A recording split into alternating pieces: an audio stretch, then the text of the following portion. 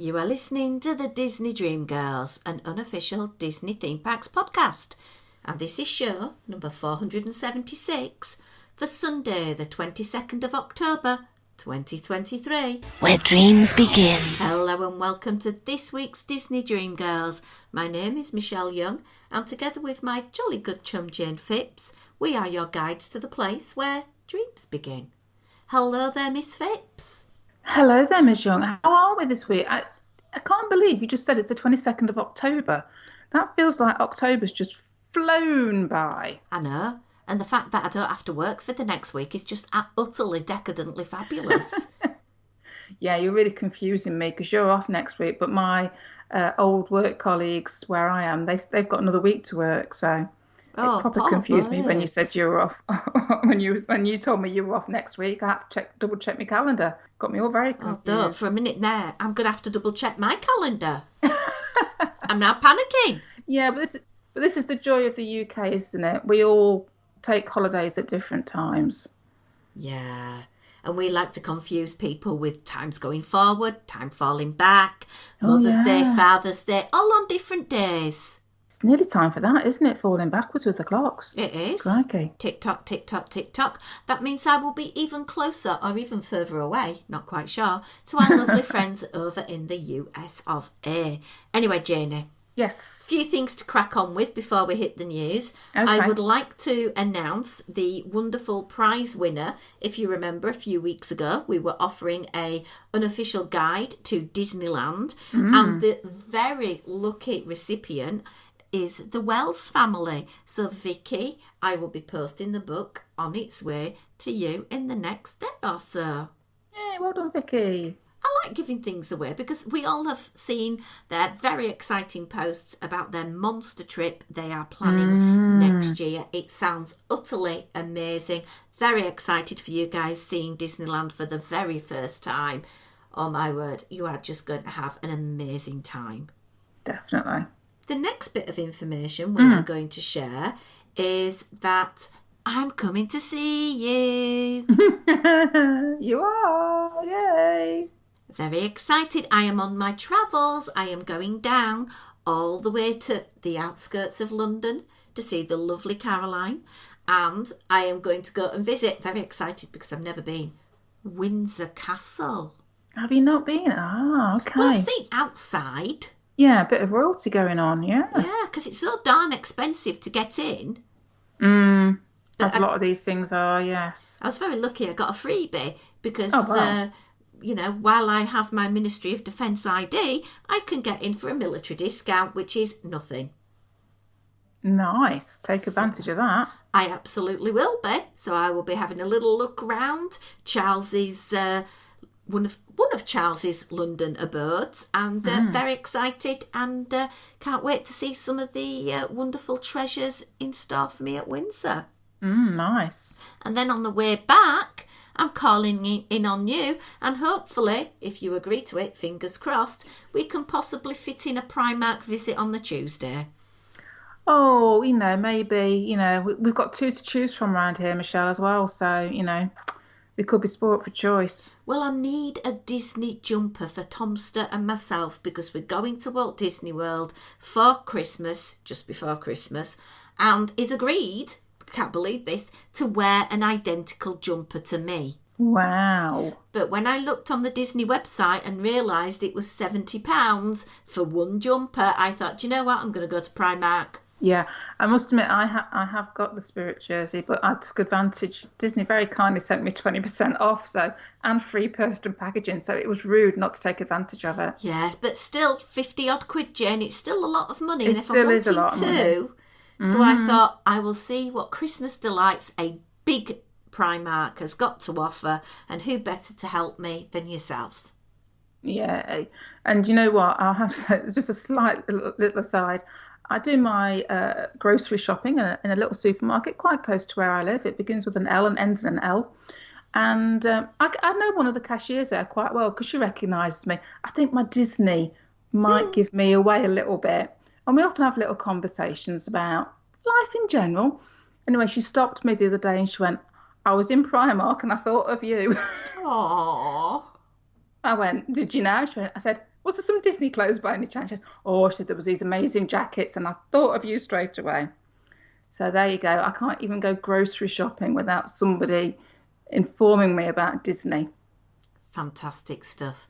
Well, let's get back to the topic in hand and let's have some On This Day in Disney history, Jane. Yeah, I've got quite, well, a little handful today anyway. So we're going to start back in 1908 with a birthday, and this is Imagineer and mechanical engineer Roger E. Broggie. Yeah, I think everybody should know that name. He started with Disney in 1939 and he was a precision machinist. So, and he got involved with a multiplane camera over at Burbank. So he worked with Ulbai Works on special effects to start off with. Then in 1949, he helped Disney to create the model trains that Disney had in his backyard. That kind of fed into probably what we know him most for, getting involved with the full-scale aspect. He was one of the very first Imagineers at the then known WED. He became head of Disney Studios Machine Shop. He created special effects for films like 20,000 Leagues Under the Sea. He did a lot of work for the 1964 New York World's Fair. In 1973, he moved on to Epcot Center until he retired. I think he did quite a lot while he was there, don't you? That was over 50 years working for Disney. And of course, he became a legend in 1990, and we all know that the number 3 engine at Walt Disney is named Roger E. Broggie. Whoop, whoop. We knew that, though, didn't we? We did. How can you not know that name? It's one of those quintessential Disney names, isn't it? And another quintessential Disney name is Annette Funicello. She was born in 1942 on this day. And we all know Annette Funicello, of course. She was one of the original Mouseketeers. Apparently, Disney first saw her performing the lead in Swan Lake at the age of 12 and invited her to audition for what was his new children's show, The Mickey Mouse Club. Take part in the opening day celebrations at Walt Disney World in 1971, and she even guest starred as the Blue Fairy in Disneyland's Main Street Electrical Parade in 1977. Another name that you can't not associate with Disney. And then a couple of little ones here that I was quite interested by when I found these out. So in 1969, a contract was signed between WD Enterprises and the Florida Citrus Commission. And this formalised the sponsorship of a future Magic Kingdom attraction that was originally called the Tropical Bird Show, which obviously we all know later became the Tropical Serenade.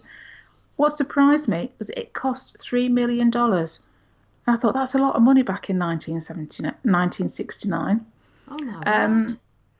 They also, and I hadn't fully appreciated that WED had actually created the Orange Bird character. And it was them that created it.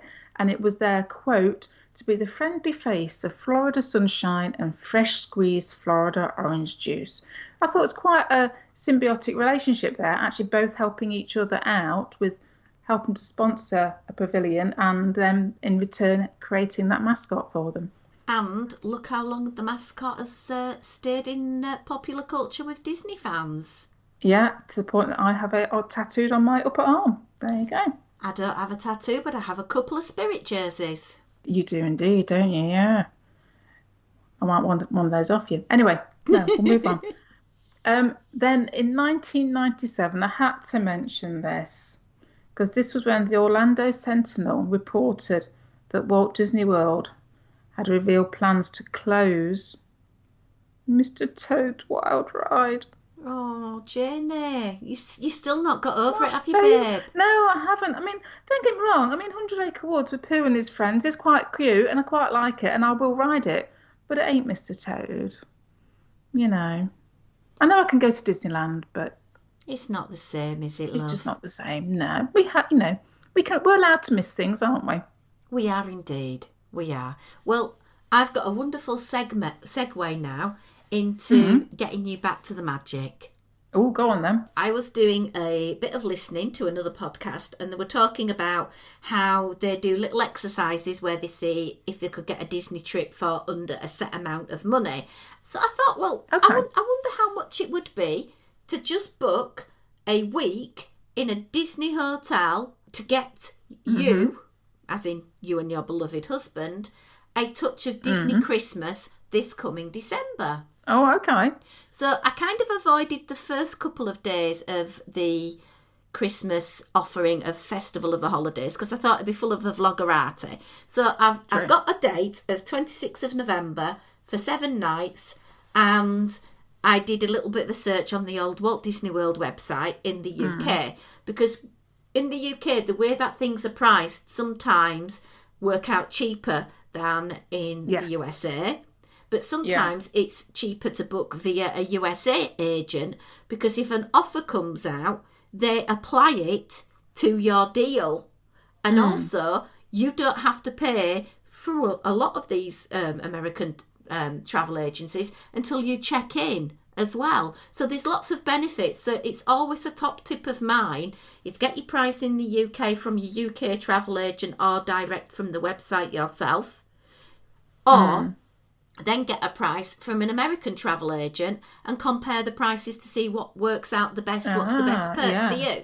So I did my search and I went to the Walt Disney World website. Anybody can do this. It's not magical. You will not be believing the price ranges that I got for that week. And the thing that astounded me the most was that the very, very cheapest one is a Good Friend Hotel. Okay. And that's the Wyndham Garden Lake Buena Vista. And if I remember rightly, I stayed there, in 2000 and I want to say 11. Right, okay. And I had a really nice time. We hired a car. And to be honest, it's £861. It does kind of work out a really reasonable price because they do have a shuttle or you can use a car. And for me, I was just thinking, that's quite a good price because it's just over £100 a night. And to be honest, nowadays, you don't really get that many Disney benefits for being in a Disney hotel. No, true. So I sort of kind of got excited about that. And then they have the Holiday Inn Orlando and the Wyndham Lake Buena Vista, and they are all of a comparable price, sort of going up to about $1,150. Right, okay. Which kind of got me really interested with this because as a Disney fan, I've always said on site for the magic. But now the magic isn't as sort of like as magical. You don't get as many freebies. Well, maybe it is going to be better going to an off-site hotel and paying a lot less to get a lot more for your money. Well, yeah, it's an interesting proposition, isn't it? I mean, we've always talked about, being on site and being immersed in the magic. But like you say, you've got to kind of weigh up what are you getting with a Disney hotel as opposed to one that's close by and that might have similar facilities to what a resort hotel would be offering. Completely agree. I will say that some of the prices I have got for this week just took my breath away, and I will go on and explain why. Coronado Springs Resort, just under £3,395. Okay. I have got the villas at the Disney's Grand Floridian, just under £5,000. And then it starts getting absolutely bonkers. Old Key West, £11,816. Ouch. Yeah. And then the most ridiculous of the whole lot was Disney's Riviera Resort, £18,361 for a week. Well, I have to confess, Michelle, I had done some of my own little Googlifying, shall we say, a couple of weeks ago. And I was just picking random dates. And this was post-Christmas. And I was purposely picking dates where I knew that it wouldn't be high season. I was avoiding all the classically busy times of the year. And I was surprised at the resort prices I'm talking about here, how they went from acceptable shall we say. And then all of a sudden, I was seeing figures that was like, hold on a minute, that's 5 figures. What? It's 11, it's 12, it's 24, it's 30. And I just couldn't believe range of prices that were coming up. I know, it's utterly amazed me. I was thinking, oh, it's not going to be that ridiculous. It's not going to be that much money. It's going to be reasonable. It just goes to show how silly some of these prices can be.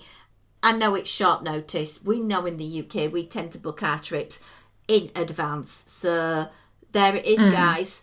If you're going to want to book, a short notice trip, you might want to consider staying off-site. Interesting.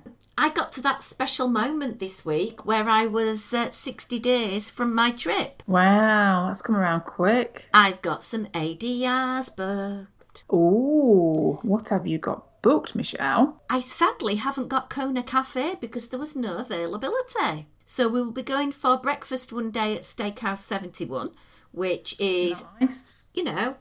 Go to Magic Kingdom, have a few hours in the park, trundle on over to the Contemporary, trundle on back. It's a nice little break, good food, they do amazing pancakes. Michelle is happy. And I like going in the Contemporary and doing a bit of a monorail crawl because the hotels at Christmas are meant to be spectacular. So I'm very excited about that.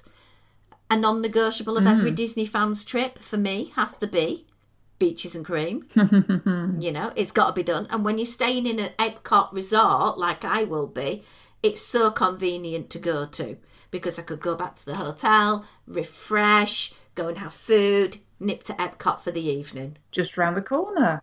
Job's a good one. Nice. I've also booked a reservation to go to Ale and Compass. Oh, have you been there before, Michelle? I haven't, but you remember the other week we were talking about the menu there, where it's a set price. I think it's $25, and you get like pastries, and then you choose a main item, and then you can have a beverage. I've got to go try this out to see if it's as amazing as it sounds. Yeah, nice.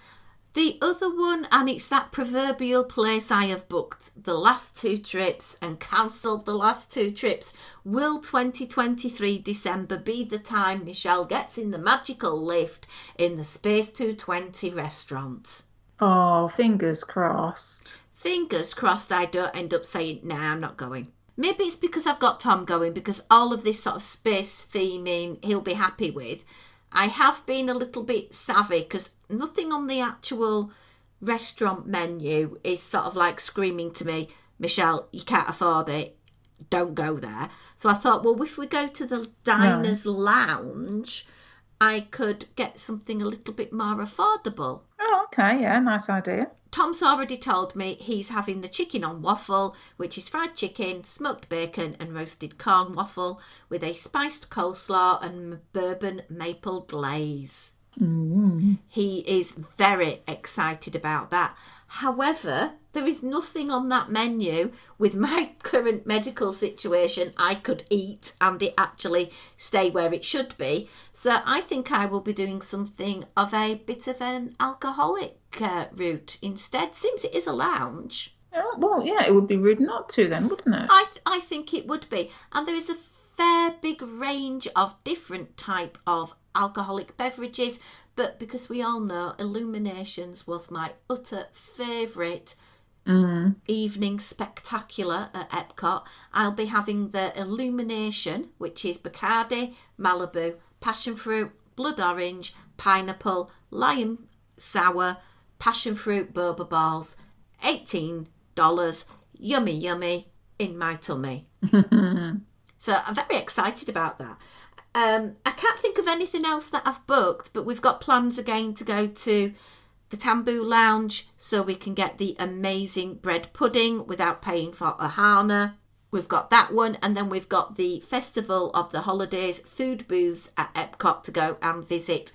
And as soon as those menus are out, I will be poring over them slavishly. Right, yeah. Lots for you to experience on this vacation, isn't it? Lots of different things for. Yeah, well, my main thing is going to be absorbing the Christmas, but the other half's main thing is going to be, oh my word, there's so many things at Walt Disney World I've not seen because I've not been there since 2019. Yes, of course. Well, that's always the case, isn't it? When we don't always get to travel over as much as we'd like to, being Brits. So it's one of the benefits is that if they have got things completed, you're able to take advantage of it. Yep, so he will obviously be wanting to do all of the newer things over the last 3-4 years, and that feeds in really nicely. And I know this is over at Disneyland to these little droids that have been wandering around Journey. Oh, they are so cute, aren't they?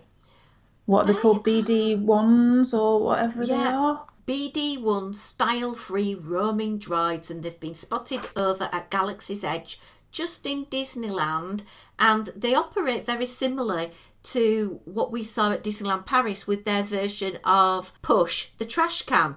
Yeah, yeah. So there's someone with an iPad, isn't there? Yeah, they're actually using, I think, a Switch controller. I think I remember hear somebody say. So, Nintendo Switch, I think, is what they're Oh. using. Might be wrong on that. Don't quote me, but I'm sure that's what I heard. I mean, obviously Disney Parks released some of the footage, and I've seen a few vloggers release their own bits as well.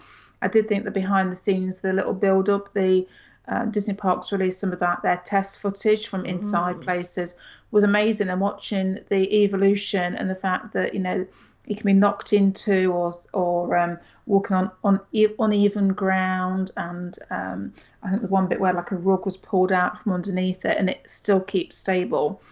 But then I think to see them in the parks, and they emote such great character, and it's something that Star Wars with their droids have always done, whether it's been like just from R2D2 all the way through to ones like Chopper in the current Ahsoka series. They have this way of giving them personalities so that when they do something, you feel for them and you react Mm. with them like you would do if it was a human. It is uncanny. And I know that I was talking with Simon, who loves, obviously, he does build his own little droids and keeps up on these things, and was talking about the particular software that they're using so that they're getting animators to animate the actions and then to program that onto the actual droids. It's quite complex, and I'm not going to try and sit here and tell you how it all works, but it sounds really interesting that it's a case of the animators are controlling the character aspect of these droids, and then the engineers are trying to marry up those character aspects with what the droids can physically do. So yeah, so it's a bit like a remote control system going at the moment. But I said to Simon when I saw it, because you're so focused on those three little droids, yes, I'm aware that there was somebody walking behind in Galaxy's Edge costume with a controller in their hand.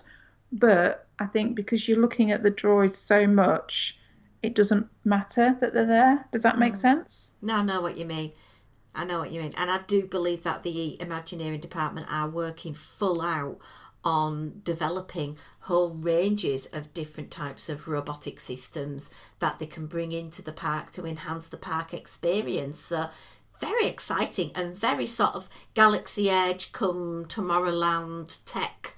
Yeah, it is. And it's something that they promised us way, way, way back when they very first announced Galaxy's Edge, which was something like 2016 or perhaps even earlier, probably earlier than that, when they talked about having roaming droids, sorry. So it's nice to finally see these happening. They do have their own YouTube channel where they look at all the tech developments, and can't for the life of me remember what the name is. I will have to find it out for everybody, but it's worthwhile subscribing to, because you see just how innovative Disney Imagineering and their engineering department are actually being, and how they are pushing things forward, particularly in the line of droids and animatronics. It's the sort of stuff that we like to see Disney doing, and it's good to see them at the forefront of doing that as well. Absolutely. Food, Jane. Hmm. So, for you, when you get back to Walt Disney World, you are going to have to spend quite a bit of time exploring Disney Springs, because it's radically evolved Yeah. since you was last there. Oh, absolutely. I mean, I watched video and it's like I just don't recognize half of it now. Yeah. Well, it's Celebrity Chef City in some respects because there are so many amazingly well-known, world-famous known chefs that have made these deals with Disney and opened an eatery at the Springs that people can go and get a taste of their menus. To somewhat, it's getting very much like Las Vegas has undergone over the last few years, where you've got all the celebrity chefs wanting to have their take on a particular type of food. So, one of the places that I have actually eaten at, and I did enjoy it, I've eaten there once, probably not again. Not because the food wasn't up to standard or anything. It's just, for me, Chinese food, it's one and done. Do you know what I mean? Because I can get good Chinese food in the UK. I wouldn't necessarily go to the USA to try it. I'd try a cuisine I'm not able to get where I live. But Morimoto Asia, that makes sense. You have got the Iron Chef Morimoto himself at an event coming up at the beginning of December. Right. Very exciting. It's going to be celebrating 100 years of House of Suntory whiskey during the Suntory 100th anniversary, and it's a special tasting. It's going to be 5 till 6:30 every evening. Guests who purchase a ticket will get to sample fine whiskey and small bites of food. Oh, okay. It's limited, and you need to get a ticket if you want to go. Right. Now, for me, if you're mentioning small bites, expensive, fine whiskey, straight away I'm imagining a big price, and you would not be wrong. It's $355 per person, plus tax, plus gratuity, and guests of 21 and above because it's alcohol-based nibbles. Ouch. Yeah, quite expensive, but there is also going to be Chef Morimoto there, and if you are a bit of a fangirl or fanboy when it comes to these celebrity chefs, it is an amazing opportunity. And I know a particular podcaster right now is saying, oh my word, I like whiskey, I need to go there. Yes, Kat, you do. It sounds an event perfect for you. Now, there is also, in addition to that, a special Momokas menu that is going to be happening at 7 o'clock on the dates at the beginning of December, and it's just for 10 guests. Right, okay. They will get to enjoy a 7-course meal personally prepared by Chef Morimoto himself. Ah, so if you're a proper foodie. If you're a proper foodie, and it's going to be paired with rare bottles from the House of Suntory's signature whiskey collection. If you wish, you could also be able to upgrade to a 1/4 ounce pour of Yamazaki 55, which is a super rare whiskey, where there's only 200 bottles in the whole world. Wow. Good job I don't like whiskey, isn't it? It is indeed. The event starts at $2,000 per person, plus tax, and get this, the gratuity is on top. Wowzers. Yeah. I imagine you will have to be an ultimate foodie to want to have this experience. I would think so. If you have got the money and you love this type of thing, it is going to be an amazing once-in-a-lifetime opportunity because, you know, something like that is uber rare. And if you like this particular type of cuisine, you will enjoy it. Yeah. Now, I have something a little bit more reasonably priced, again, connected to Chef Morimoto, and they're doing, I love this, Jane, the 12 Beers of Christmas on Sunday, 3rd of December, hosted by Chef Morimoto. Oh, song, darling. Yeah. Ticketed guests will be able to enjoy 12 beers paired with 12 bites to eat. For this event, non-alcoholic options will be available. Oh, so you can take your kids and pay for their ticket as well. 2 different times to choose from, either 11:30 or 2 p.m. And it is starting at $95 for adults, $55 for children, plus tax, plus gratuity, 12 beers, 12 bites. That's a bit more reasonably priced. Well, it's something that I possibly would consider. Again, it's a once in a lifetime type experience. I do think there's a place for this at Disney Springs and the restaurants within Walt Disney World and also over at Disneyland to do these specialty events, because a lot of people do really yearn to have the cuisine of these celebrity chefs.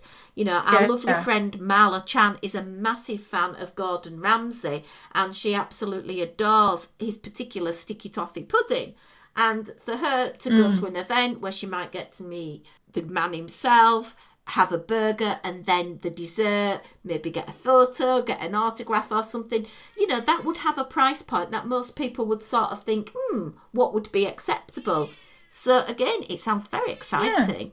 I suppose we always think of people meeting a favourite singer or a band or an actor, but, you know, if you're into your cuisine, then this is the equivalent of that, isn't it? Absolutely. And I know, harking back to my experience on the cruise, there was some upscale options that I personally did that, to be honest, I will treasure for the rest of my life, that you could not put a price on. It was like once in a lifetime opportunity to have some of the cuisine and the experience, the stimulus with the music, with the interactions with the food and everything. Absolutely outstanding. And for someone like me who's a massive, massive foodie, I would happily go and see someone like Gordon Ramsay at Candlelight Processional over some of the people that maybe are well known in the world of music, because I'm not really a music person. So Yeah, no, fair point. I will have to get our friend Tommy Allison on the podcast so we can review some of the dining we did on the Princess Cruise Line at some point when we both get a minute. Busy. Absolutely. Well, I think I'm going to wrap up this week's show. We will be collaborating at some point next week and doing a live in-person recording, especially for our wonderful Patreons, to say thank you for supporting us. We have yet to come up with any topics, so I best get my thinking cap on, Janie. I'm sure we can waffle on about something, Michelle. Absolutely. If you want to find past shows, the best place to do that is on DisneyDreamGirls.com, and you can go all the way back to our very, very first podcast and listen in and catch up with all the shows we've done since. If you wish to support us financially, it's patreon.com/DisneyDreamGirls. And again, your subscription will also get you the ability to listen to past episodes that we have exclusively recorded and released, including the very amazing discussion I went to with Tony Baxter, which is utterly amazing, all about Figment. Love it, love it, love it. We're over on Instagram and X. I'm hanging on to X by my fingertips at the moment, but we're on it at Dis Dream Girls. And also we have our lovely Disney Dream Girls podcast family over there on Facebook. But until we get together next time, it's a goodbye from me. And goodbye from me.